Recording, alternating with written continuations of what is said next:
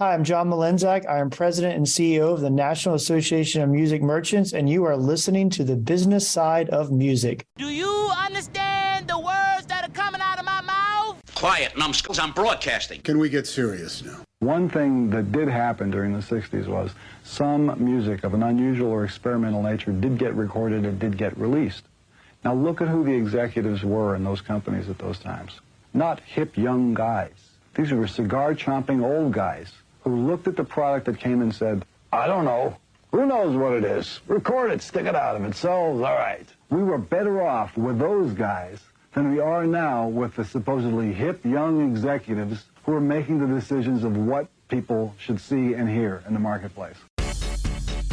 Success in the music business begins with a dream, a vision. This podcast will give you, the listener, the insight and tools to turn that vision into a reality. Meet the industry professionals who work day by day behind the scenes, helping to make those dreams come true. Welcome to the business side of music. Here in the studio today, business side of music, Nashville, Tennessee.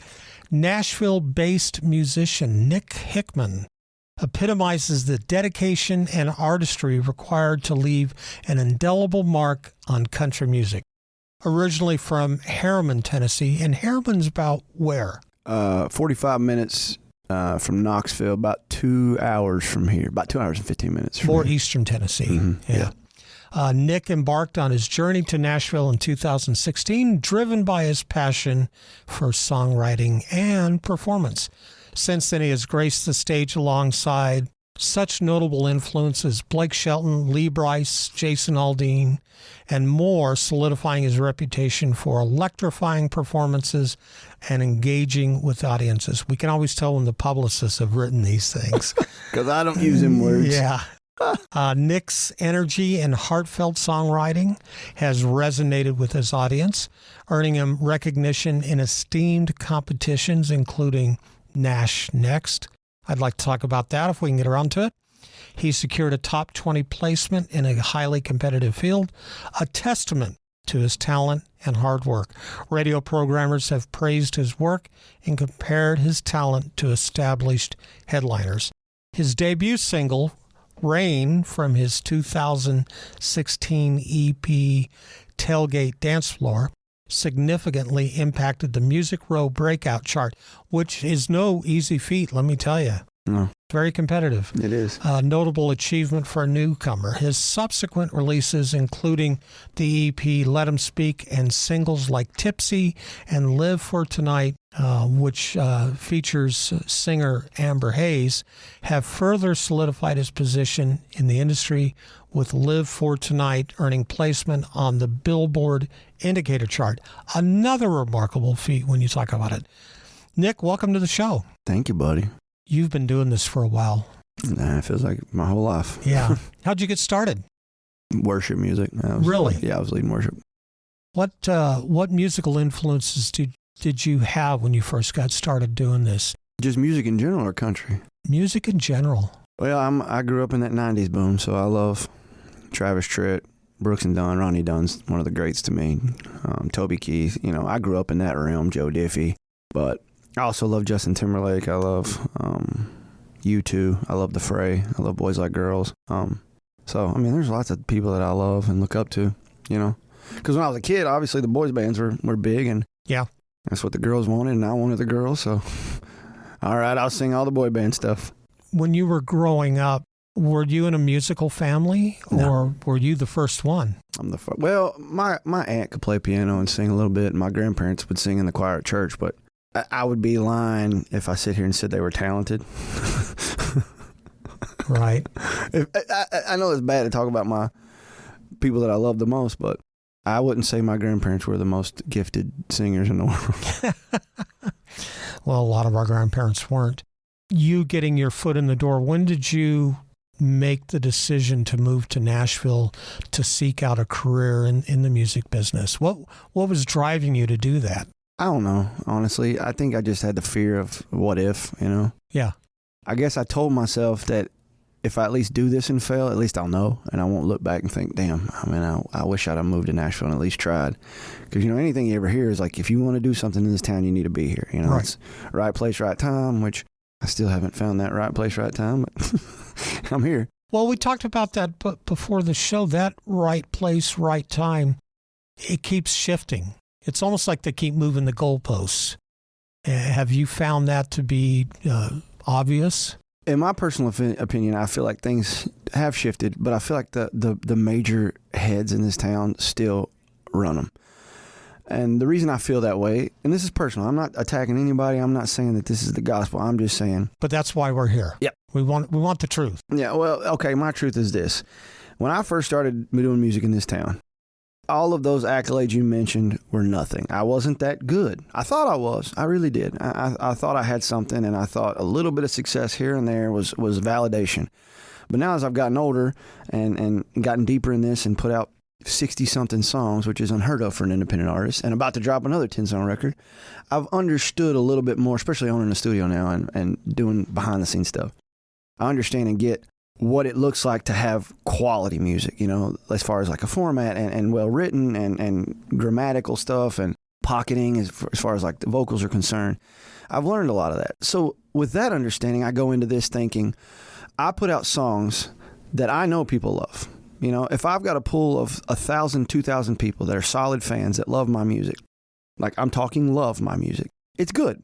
You know, I get to the point now where it's good. All right, so why am I putting out songs and Spotify gives me no love? Apple gives me no love. Why? Why am I not getting the same love as other people? Why am I not getting these playlists? I've heard the songs you put on there. Why? Is it because of money? Is it because, you know, because I used to know how the radio game worked. So it's like, are you saying, well, we need the exclusive on this new artist we're breaking in, and if you want the Luke Bryan exclusive, I need this for you. You know, so is it, see, it could be the same thing now. Like, what's owned by who? Because I put out songs that I will stand behind until the day I die. And I've got a large market to prove that this is quality music. This isn't just me putting out something out of my bedroom. It's me having a sample size of thousands of people that love my stuff, that buy my tickets, that come to my show, that stream my stuff. Thousands of people can't be wrong. Couple hundred, maybe. Thousands, no. So the pool of numbers is large enough to show me that this is a quality product. Give me a shot, man. Like, give me a chance. Put me on a playlist, you know? See what my skip to save ratio looks like. That's very frustrating, man. So, yeah, the landscape has shifted to where independent artists can still do a lot on their own. But if you want a shot at the next level with the big boys, why am I handcuffed? Well, I think it's that way for a lot of what we call independent artists trying to get that shot at the next level. And man, listen, I've personally seen it time after time after time where I call it 401k money. Mom and dad come to town. They got, you know, little Susie or little Tommy, and they think they're the next brightest light bulb in the country music business. And they will put up that money to try and make things happen. And I've seen that success story once. And of course, I'm talking about Taylor Swift. Yeah. So many others, you know, have tried, and I don't want to say fail because there's different levels of success in one's career. And I think what you're accomplishing is success. You got your own label. You got your own studio. You've got, what you said, 60 songs out there. You've got, 2 EPs and a full length? 6 EPs, a full length, and about to drop another full length. And so that machine is still working. You're doing obviously something right, something correct. And when I got on your website and I went through, I mentioned, 19 songs on your music playlist on your website, and I would listen to them. Most of your songs, and please correct me if I'm wrong, most of your songs are very emotional when they're written. You're talking about relationships. Whether it's with a girlfriend, or I love the one song that you had, Date Night, which you're talking about, a daughter, your little daughter. I don't have any kids. So. Which is amazing. Because when I listened to that, I went, God, I'd love to meet his daughter, because that's such a cool story song. But that's the key thing. It's a story song. And you reminded me of some songwriters that I've worked with in the past. Eric Durance, Reggie Shaw, Jason Aldean. Great music. So let me ask you this. Do you write your own material? Do you co-write? How does that work? This is my favorite question to answer, in all honesty. That is the one thing I pride myself the most on. It's the process that we do things in. Because and like I said, please, everybody listening to this, you asking me these questions, please understand that what I'm saying is just my opinion, right? I'm not trying to convince anybody to feel a certain way. I'm just telling you how I feel. I feel like the same song has been rewritten over and over and over again over the last 5 years. So I work tirelessly to make sure that everything I write is unique and different. Like old school country music used to be like Date Night. I don't have a daughter, but I wanted to write a song about a father-daughter. So what was your influence on that? I didn't have one. I just wanted to write it, you know? Wow. And I'll explain our process and how these things come about. But I've got a song called Praise God Roll Tide that did very well. It's about having a son. I don't have a son, but, you know, I just thought to myself, when that incident happened, when we almost got ran off the road by an 18-wheeler, I thought about all the things I didn't have or the things I'd miss out on if I'd have died right then. So that kind of led to that. But like, if you look down the thing, like my last single, Friends, it's just about me being a drunk idiot. Trying to live is about, I'm tired of burying people too soon. I'm tired of missing out on life and memories. Like, I try my best. So how we write is this. Myself and my guitarist, who's my best friend, he's been playing with me for almost 8 years. Is he the one that's in your music videos? Yeah, he's in every one of them. Yeah, he's just as pivotal all of this as I am. You know, like, you know, he's a big part of it. So every year, twice a year, we go to Gatlinburg because obviously, you know, we talked about earlier, I'm from East Tennessee, so the mountains are my home, and I find solidity and tranquility when I'm there to get away and just to be in nature.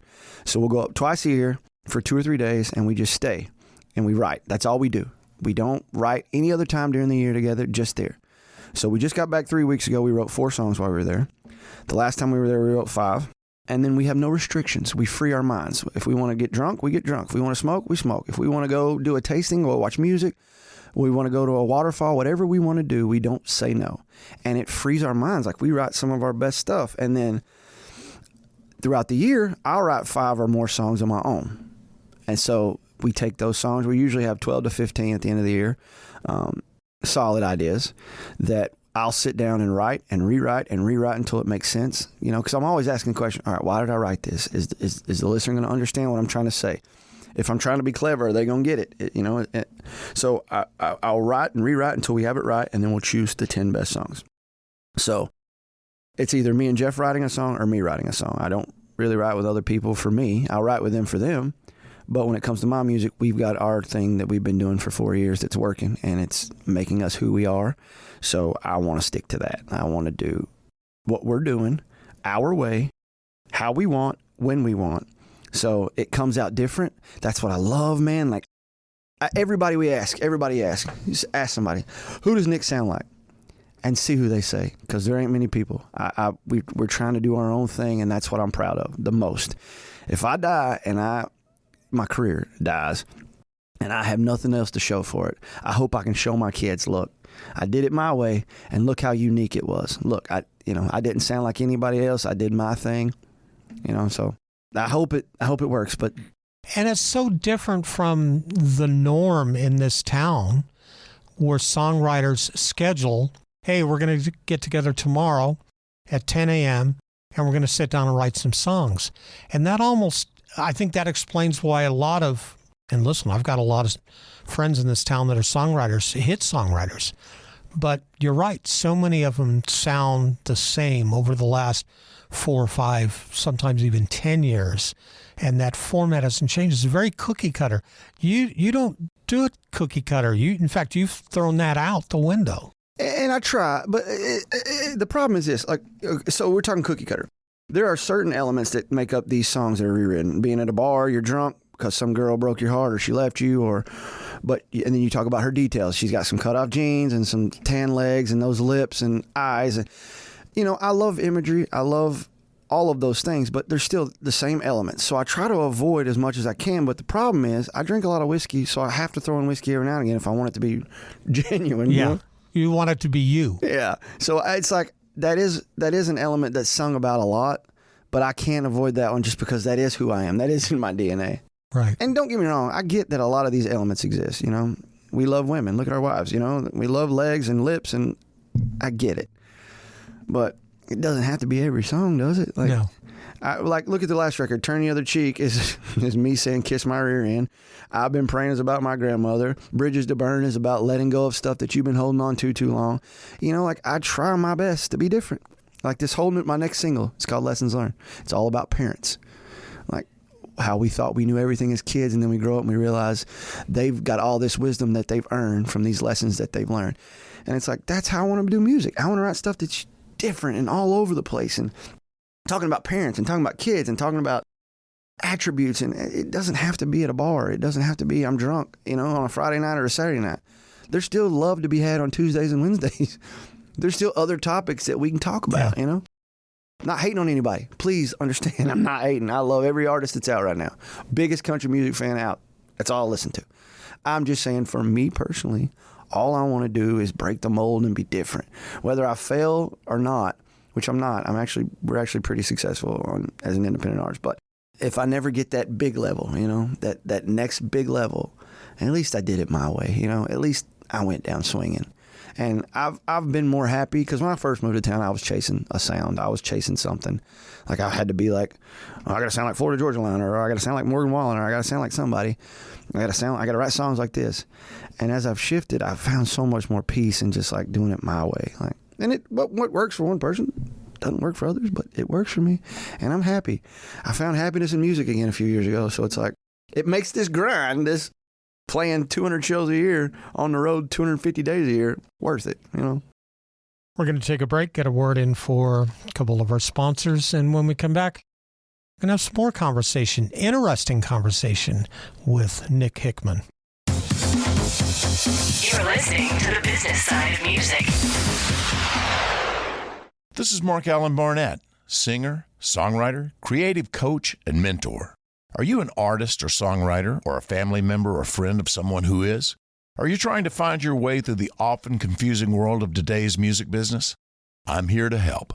Over the past 40 years, I've written and recorded hit songs, have had more than my share of live performances, and have seen the ups and downs of the music industry and what Music City, also known as Nashville, has to offer.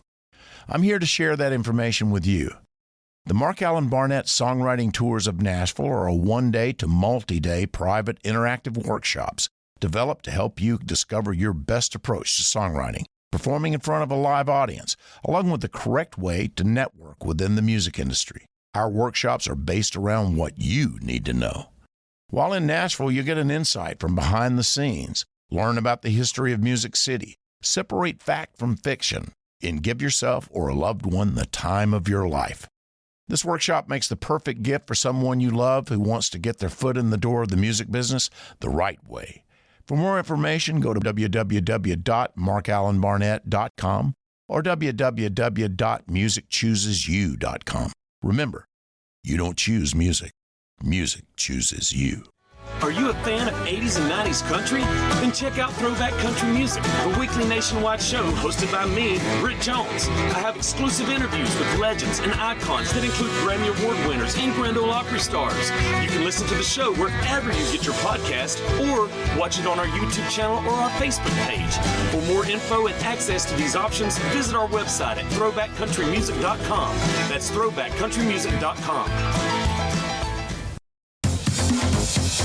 You're listening to the business side of music. Back in the studio here in Nashville, Tennessee, Nick Hickman is sitting across the podcast table from me. When I went down your song list and I looked at some of your music videos and saw your best friend, and I figured out, okay, these two guys are connected somehow.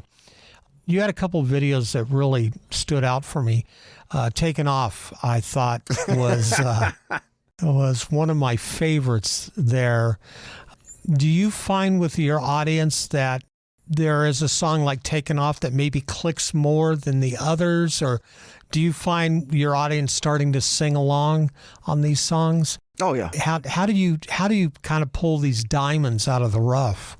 I don't know. I just write what makes sense. You know, a buddy had this situation happen where he came home from work early and walked in. So it wasn't you? No, it wasn't me. Yeah. So I just thought, I got to write a song about this, So, and me trying to be clever, I was like, okay, all these things that we can taking off from work, taking off blah, blah. And then now the ring's what we're taking off, So I just thought maybe this would be cool. People loved it. And if you don't know what we're talking about, go to YouTube and look, for Nick Hickman, the song Taken Off, look for the video because it's a great video. Do you produce your own videos? No. So our other best friend, dude, I'm the most blessed person in the whole world. Not only do I have my best friend playing with me on a daily basis and writing the songs, our other best friend Christian mixes everything, and our other best friend Jordan does all of our video work. Now Jordan's a little bit bigger of a deal. He works for Alan Jackson and he goes out with 49 Winchester, and so he does a lot of big things. But I've known him for years, before he moved to Nashville and became a big deal, So that's why we're all still close. So he does all the videos, and he's a freaking genius. Who comes up with the storylines, the storyboards for the video? It varies. Yeah. It'll be me or him, But if I have a vision, he'll run with it, and he'll make it, better. Because that's something you don't see a lot of with independent artists are quality music videos. And that's what these are that you're presenting, that you're putting out there. I want to jump back to something else that you brought up, 200 dates a year, being on the road 250 days. That's a lot of time on the road. Mm-hmm. How do the gigs come about? Are you booking yourself or do you have an agent? Both. So I have an agent that I've been with for years that we're non-exclusive. She's like family to me. So right. We've been together for about 6 years, I think. And then we picked up another agency that does a lot of more like ticketed type stuff. And then I still got venues that I book on my own. So it's a three-head monster, which takes a lot of coordination. We've gotten really good, the three of us, at like communicating and making sure that we've never double booked. I've never missed a show in 6 years. Sick or not, I still show up and play. Never missed a show. Okay, I lied. Actually, I did miss one show, but that was because I was stranded in Aruba because of the COVID testing a couple years ago, and I missed a show then. But other than that, I've never missed. That whole concept, especially with two other agencies and yourself, and not double booking, that's quite a feat in itself. You daggum right. Yeah, so I hats off to them because I ain't the brightest. I'm wearing 35 hats. I'm my own manager, my own booking agent, my own producer, my own engineer, my own writer, my own day-to-day coordinator. Because it's a lot, man. Like, I operate at the highest level as I can to prepare for the next level. I send out itineraries every week.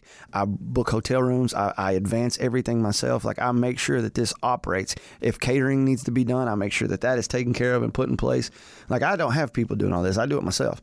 But I want the guys to know, when we get to the next level, we've already been there. We just got on our own bus.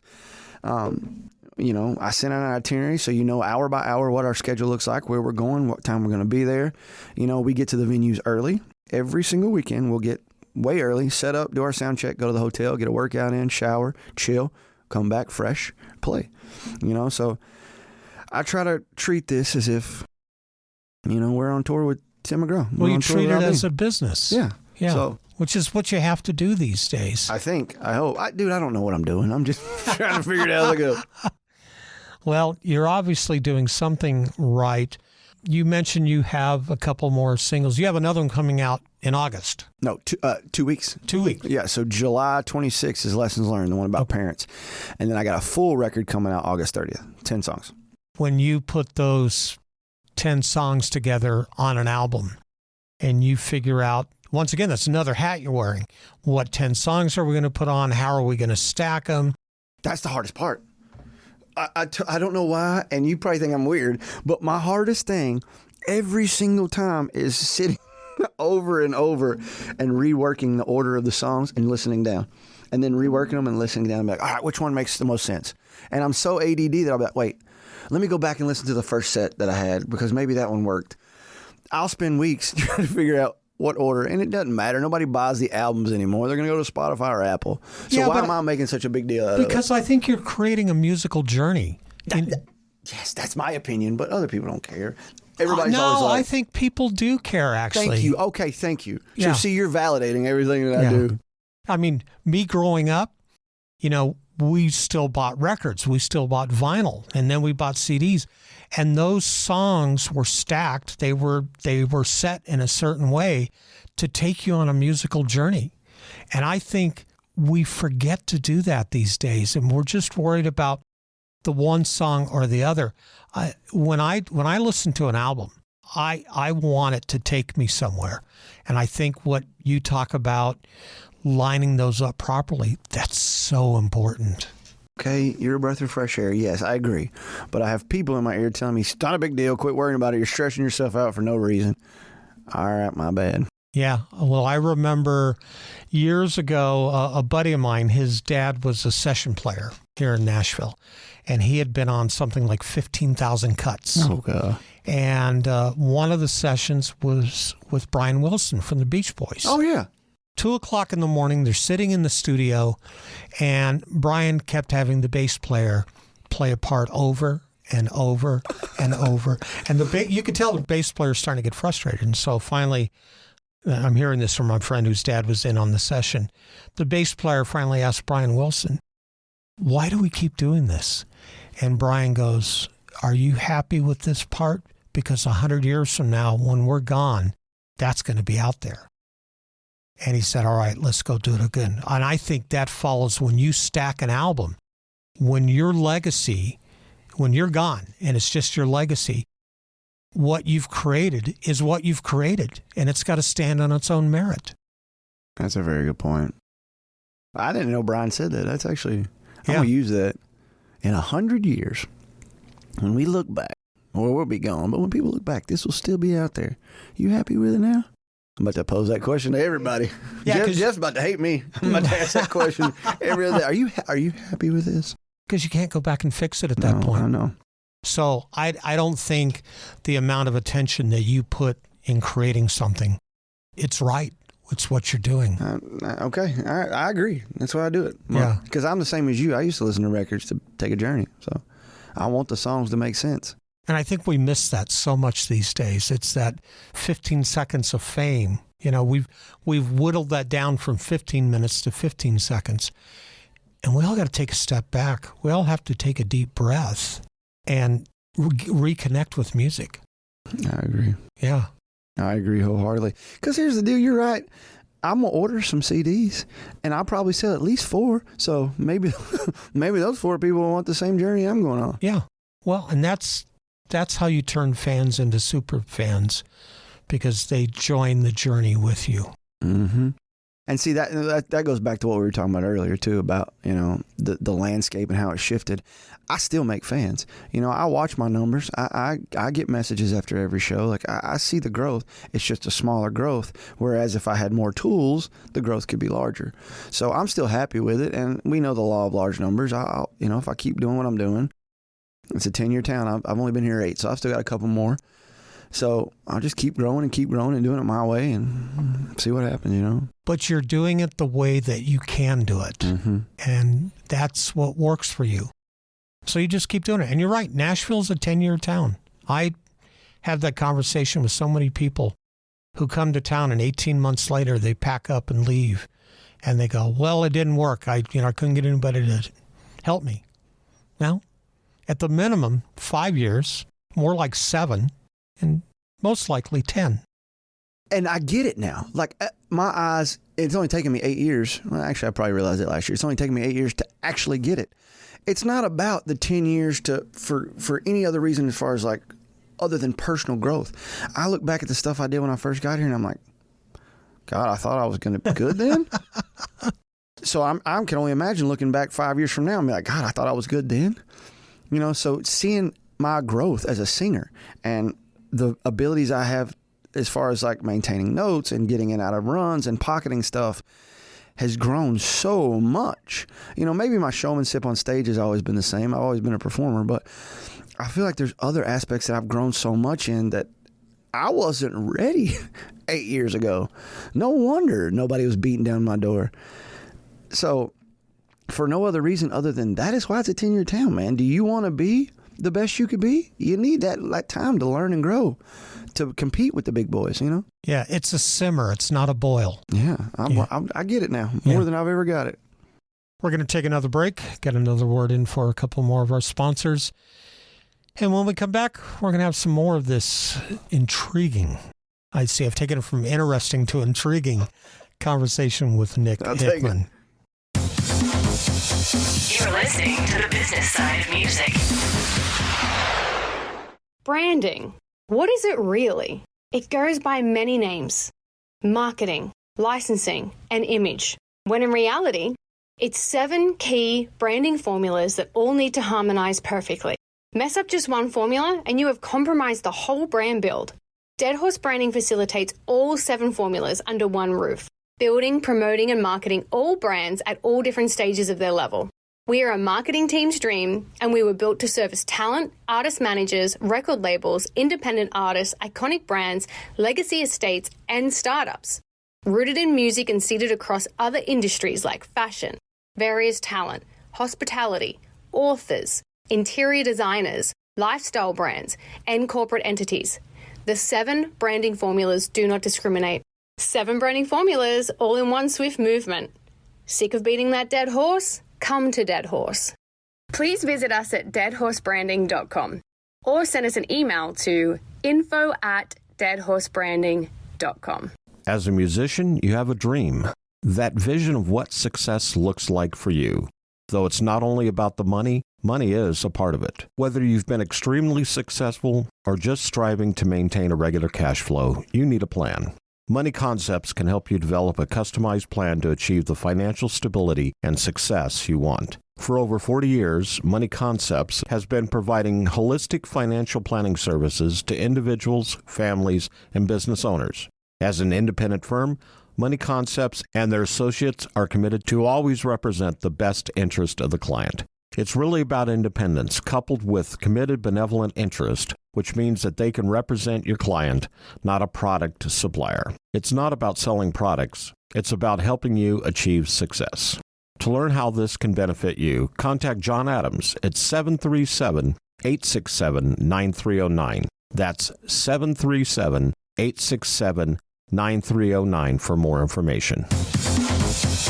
You're listening to the business side of music.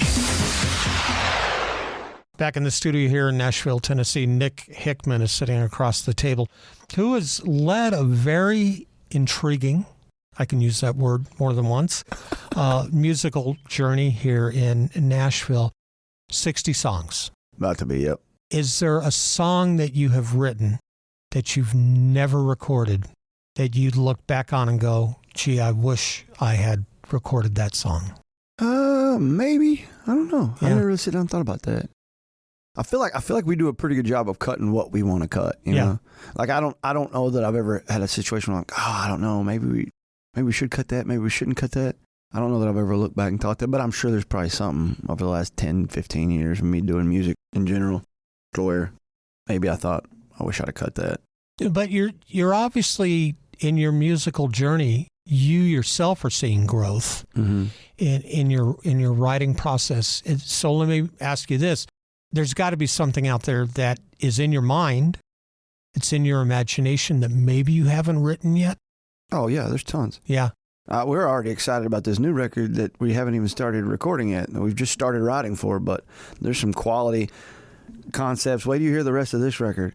So I usually try to ask 20 people that I trust every record to give me their top 3 songs.